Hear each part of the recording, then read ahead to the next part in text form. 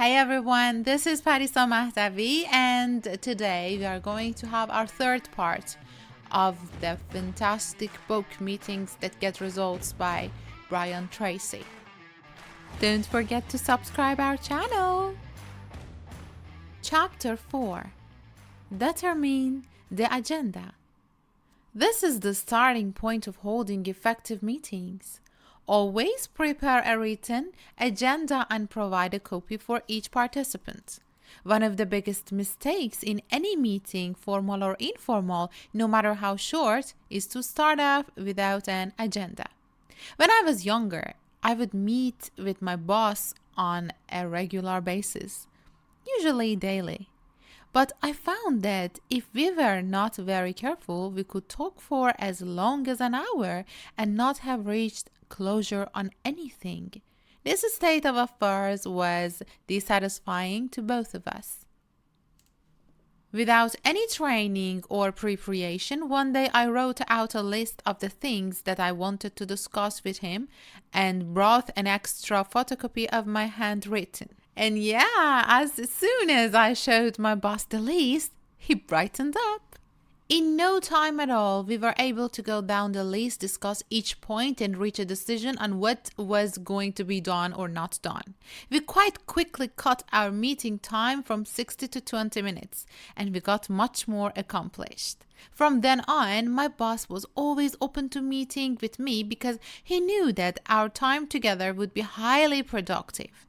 As a result, I was given more and more responsibilities and eventually was moved onto the fast track in my company. Always start with a written agenda, even if you just put it together a couple of minutes before the event. The agenda should begin with a one-sentence description of the purpose or objective of the meeting.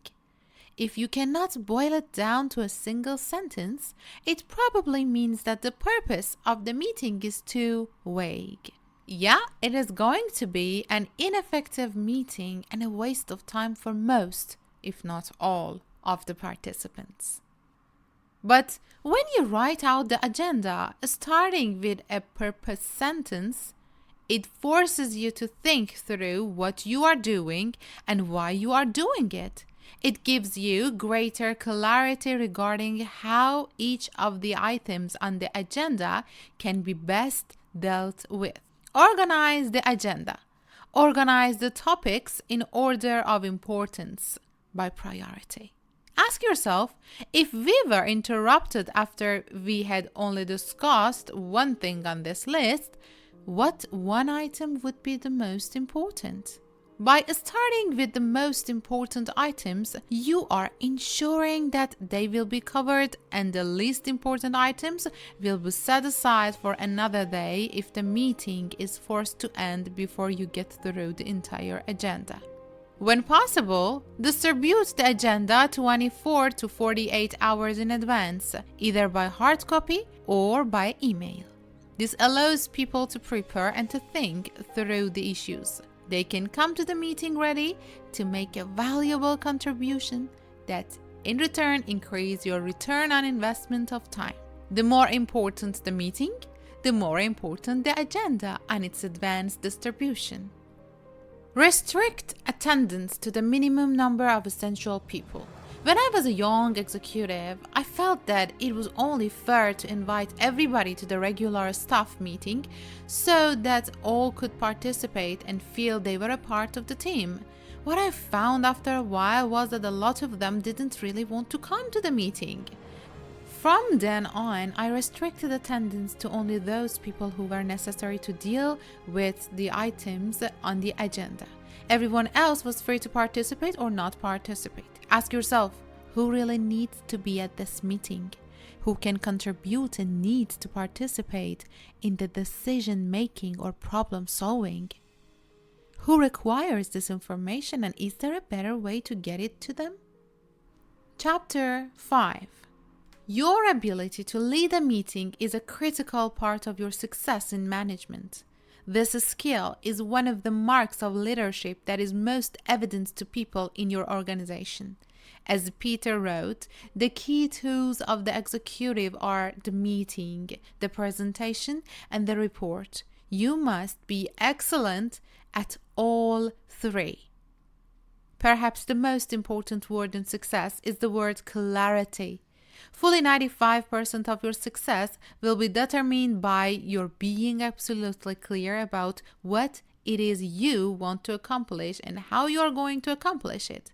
Perhaps 95% of your problems will come from a lack of clarity as well.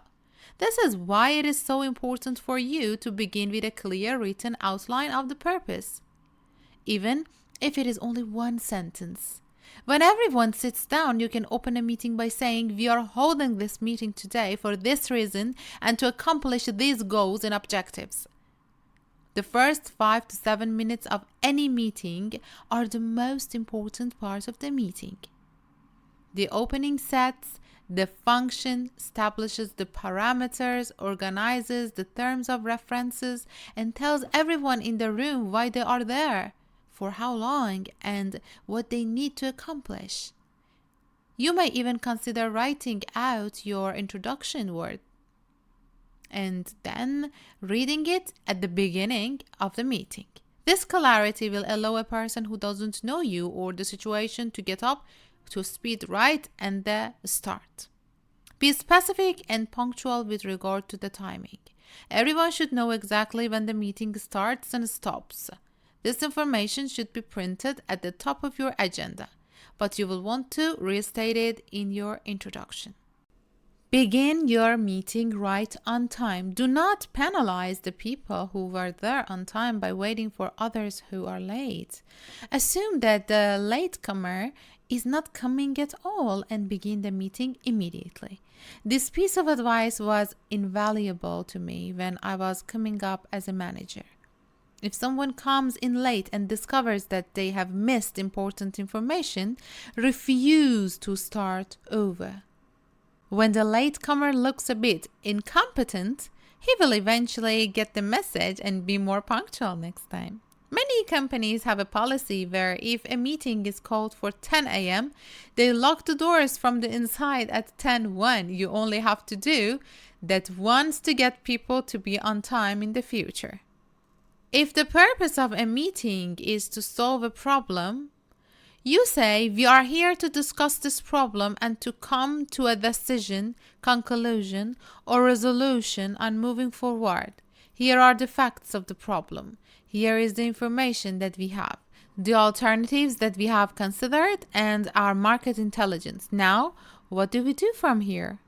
Encourage open discussion. It is important that you invite input from each person, not only the people who have a lot of contribute and are eager to talk, but also from those who are more self-contained and less likely to speak up. Especially you want input from those people who may be a bit reluctant to try to compete with more aggressive or assertive people. Quiet people often have a lot of contribute if encouraged and given the chance. The way I get people to open up in a discussion is to use the round robin method. As the group leader, you will start off the meeting and go right around the table, inviting each person to speak in turn.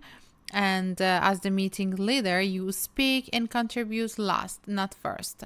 When it is your turn, you can comment on what the other have said, state your opinion, and if necessary, go around the room again. This is very much like starting an engine. Once you have gone around the table once or twice, everyone will be speaking up and making a contribution.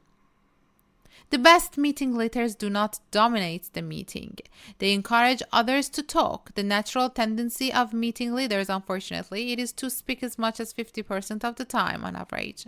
The more they say, the quieter and less involved the other people in the meeting become. Once the leader has dominated the conversation for any period of time, most people lose interest in subject and look forward to getting back to work. Instead, as the group leader, you should be facilitator. Avoid lecturing or hogging the discussion. If you fail to invite everyone to contribute, you will naturally tend to speak more and more just because you are the one in charge. The discussion on track. A key job of the meeting leader is to keep bringing people back to the main issue. Stick to the items on the agenda and don't allow discussion to stray or wander.